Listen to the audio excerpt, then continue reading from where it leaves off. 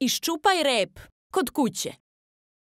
Ćao, ja sam Sara iz SOS Dečijeg sela, a ovo je Domeniko. Ćao.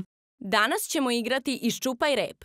Uzet ćemo neku krpu, na primer kuhinjsku krpu ili neki peškir i upasat ćemo je u pantalone sa strane.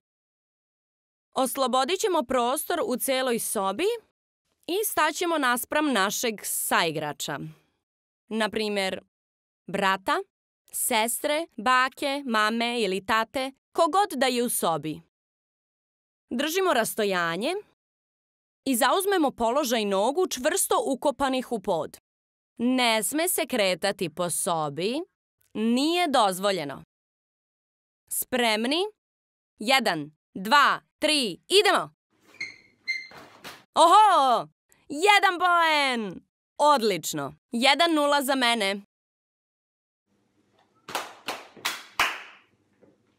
1, 2, 3, idemo!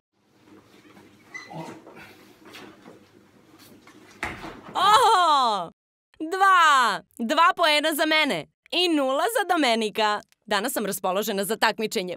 Ponovo! 1, 2, time out.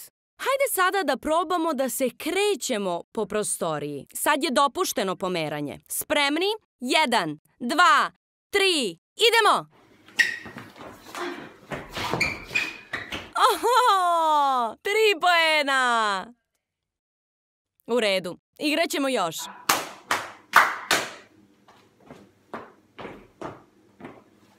Ćao svima, do sledećeg puta! Ćao.